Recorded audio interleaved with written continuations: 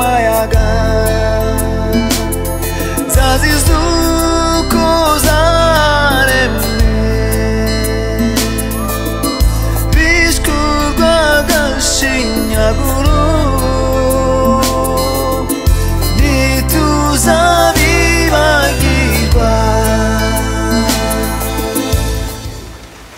Yapfuye afite imyaka 11 cyo rero Namara ifite imyaka 11 n'umwana wacu mutoya yitwaga Kayitesi yapfuye afite imyaka 9 akaba gatatu na papa wacu ntakiri yitwaga Karatana Hishashi.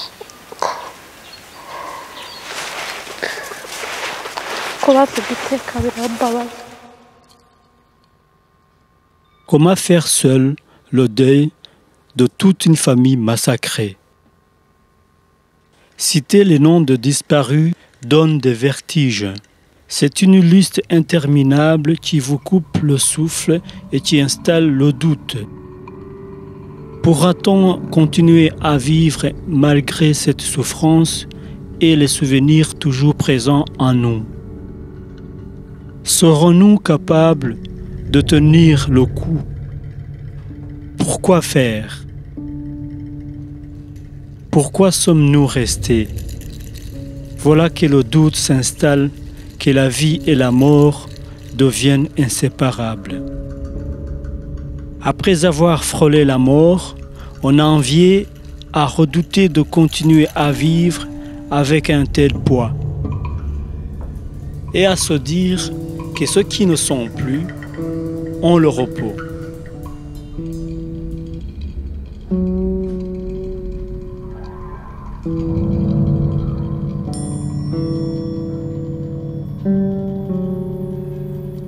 Voilà, je m'appelle Aimable Karirima Ngalambe.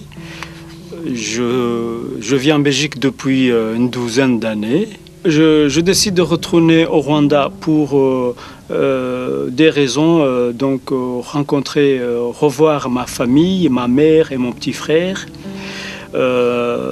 et rencontrer les rescapés du génocide des Tutsis. Nitwa Kayiganje Claude, nkomoka muri aka karere ka Mayaga, ni umurenge wa Muyira, akarere ka Nyanza. Nkaba narokotse jenoside yakorewe Abatutsi muri 1994. Nk'abandi bose navutse nsanga ndi mu muryango, mfite ababyeyi, mfite abavandimwe, twari dufite byose, nta kibazo kiriho. Ariko nyuma gato umuntu atangiye gusa naho aca akenge, haba haje jenoside yakorewe Abatutsi ikorwa n'abaturanyi.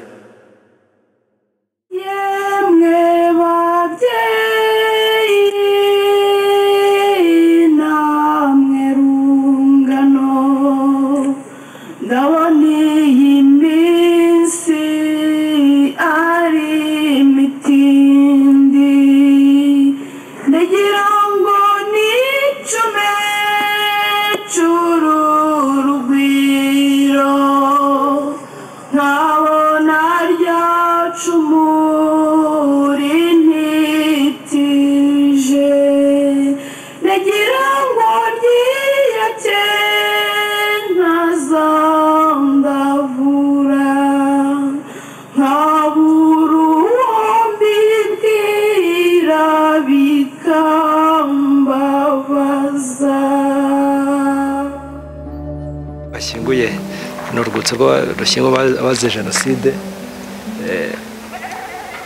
Izi mva mubona zubatse neza sizo zonyine kuko hari n'imva rusange hari hagati.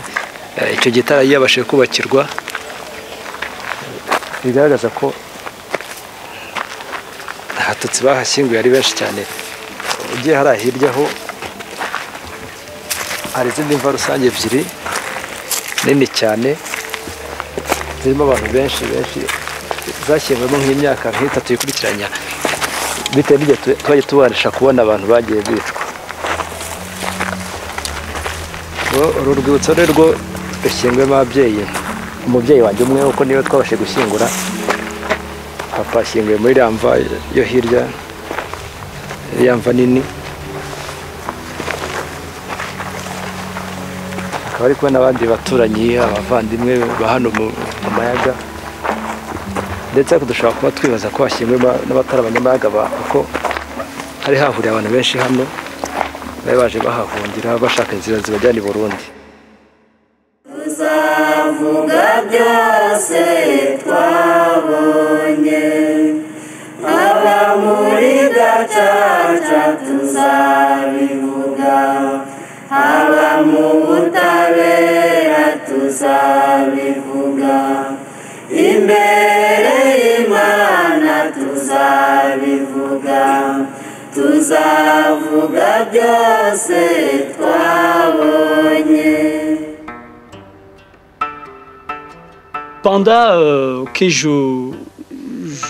fais un reportage sur les rescapés, un homme qui marchait librement passe devant la caméra. Cet homme, je ne le connaissais pas. Je n'avais même pas l'intention de le filmer. Et voilà, le soir, je rentre chez moi. Pendant que je regarde les images de la journée que j'avais filmées, mon épouse qui était à côté de moi, elle a crié fort. Elle a dit, « Tu as filmé l'homme qui a tué mon père. » Je dis, « Tiens, j'ai filmé l'homme qui a tué ton père. » Il dit, « Oui. » C'est à ce moment-là que j'ai décidé d'aller à la rencontre de cet homme. Mais avec beaucoup de négociations, je lui ai demandé s'il peut me donner un témoignage. Et j'ai essayé de lui convaincre que j'habite pas le Rwanda, que je sais pour montrer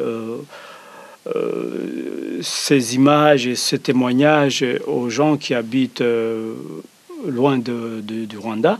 Ah, il a accepté. Mais le fait d'accepter que je puisse faire un reportage sur lui, je me suis précipité pour faire le reportage le plus vite possible sans qu'il change d'avis. Ce sujet m'a bouleversé doublement. Il y a deux choses. Donc c'est le tueur de mon beau-père et c'est le... Tout court, c'est un bourreau, c'est un tueur et qui est en liberté totale.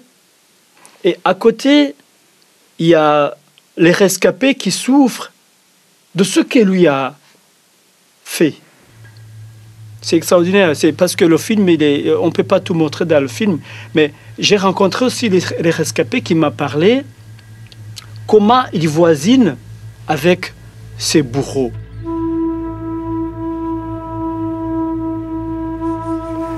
Je nitwaga Kwirere Silas, ahantu hano mu mudugudu wa Mugari, akagari ka Nyundo, umurenge wa Muyira, kandi akaba ariho navukiye n'ubu akaba ariho ntuye. Umusaza Kayigi rero ubusanzwe yari umuvandimwe wanjye cyane rwose. Muri jenoside yo muri 1994 aza guhunga agiye ku murenge kimwe n'abandi, mbega bazi ko ariho bagomba kuba barokokera. Noneho muri iryo joro bapfuyemo abantu bishwe, abatutsi mbega bari bahungiye hano haruguru, byari bikitwa komine. baraterwa baricwa icyakoza muri ayo masaha ya kare ntabwo yayapfuyemo kuko urumva icyo gihe cya mbere ntabwo ari yapfuye yaje kuza asa n'urokotse ariko noneho aje mbega urebye yaraje ansanze nta handi yaragiye kuko ari yari yizeho ubuvandimwe ageze mu nzira hano haruguru gato twari dufite ibintu by'irondo byo guhiga umwanzi kuko umwanzi icyo gihe cyo muri jenoside yari umututsi ubu yaje kutugwamo turi abantu 5 twatangiye irondo ariko akayibwira yuko agomba kurokoka kuko nari mpari ariko n'abagandi ntekereza nuko twabanaga kuko n'umuryango wawe gusobanurira nkumva umutima urambye nkumva n'imbere y'Imana ngasanga hari icyaha hagati yanjye n'urupfu rwa Kayigi ngoro mwana Claude Kayigi ni ukuri nubwo wari muto ariko ko nari umuvandimwe waso rwose kuko we ntabwo twabashije kubonana ngo nkubwire izo nzira zose z'amahano uko nazinyuzemo nuko kugeza ubu ngubu ngisaba umuryango yasize imbabazi nkaba nifuza kugira ngo duhure tubane nk'abavandimwe nk'uko nahoranye na se rwose bagira umutima wihangana ibyahise byarangiye ibibi byarabaye ariko nongere ku mbaraga mfite mbabane nk'uko nabanaga na se. Moi, je me suis dit, en tant que reporter et réalisateur, je me suis dit, ça, c'est quelque chose à partager avec les autres. Je ne vais pas garder ça seul. Il faut que je prenne ces images, je prenne ces enregistrements pour vraiment le partager avec les autres qui se trouvent en Belgique. En face de ce bourreau, je n'étais pas bien. Je tremblais, franchement, je ne le cache pas. À l'intérieur de moi, ça bouillait. Je ne me sentais pas bien. C'était la première fois que je me mettais en face d'un bourreau. C'était la première fois que je parlais à un tueur qui a exterminé mes proches. Donc, heureusement que il y avait la caméra qui prenait l'enregistrement. Sinon, pour poser la question, je me faisais, je me forçais. Et ce qui m'a aussi motivé, c'est qu'il y avait Claude à côté de moi, donc le fils de Kayigi qui a été tué par ce bourreau qui tenait le coup. Alors moi aussi, je me disais, si Claude tient le coup, moi aussi je dois tenir. Iyo mpuye n'uwo mugabo mba numva niho mbasha kubona agacaca uburyo itakemuye ikibazo nk'uko twabitekerezaga, ahubwo irimo irababaza umuntu wacitse ku icumu. Nkumva muri jyewe bitanyura kwakira uwo muntu uba warafunguwe ngo nuko yaranyiciye ariko ngo yaremeye icyaha arirega.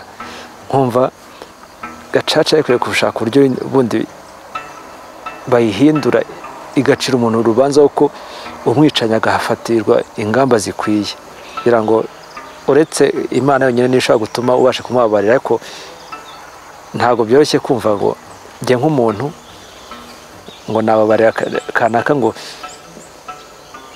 birababaje.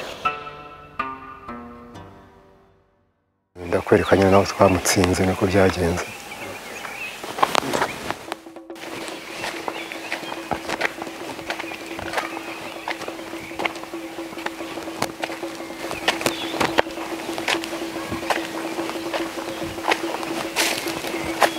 Ngwino ndakwereke byari bimeze.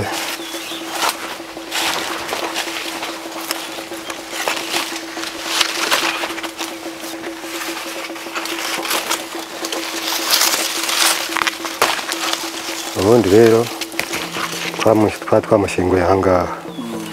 Ubundi urupfu rwe aho hantu niho hari inzira izamuka ijya ku murenge inavayo, niyo yari amanutsemo rero.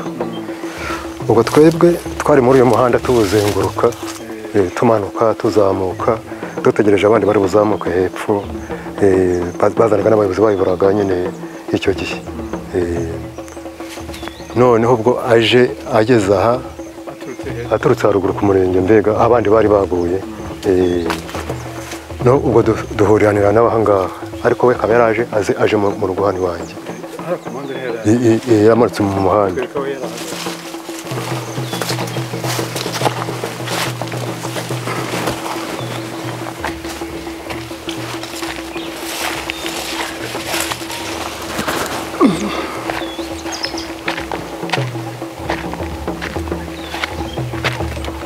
We twageze aha ngaha tuzamuka, nawe ageze ahamanuka kuko niho inzira yari iri. Ubwo nyine yahagaze aha ngaha adusuhuza nk'umuvandimwe, mbega uko twari dusanganywe, ariko nyine kuko yabonaga byari byahindutse, kuko nyine ntabwo yari afite umutima wizeye, ariko nyine kuko yarizeye ko nari mbarimo. Urabona ko yarageze aha ngaha aje iwanjye, urabona ko yarageze mu rugo rwose.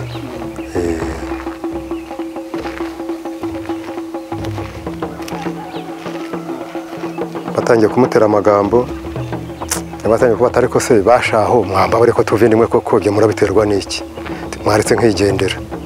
Aho kanya umusore Munyandinda nibwo yamuteye ijanja, amutaha munsi y'umugunguzi, amukurikiraho n'ubuhiri. Hano munsi y'umugunguzi niho yamuteye ijanja, aha ngaha amutora munsi y'umugunguzi, amukurikiraho n'ubuhiri. Ubwo nyine yamaze kumukubita ubuhiri kabiri, murumuna we witwa Baravuga nawe barabusingiriye. Data wacu Serushonda amukubita aba yafite ikibano cya kinini nabwiraga cya nta mpongano. Ubwo nawe aratangira arakubita, na se w'abahungu Munyakazi, ubwo nanjye nkubise ko gatatu hano.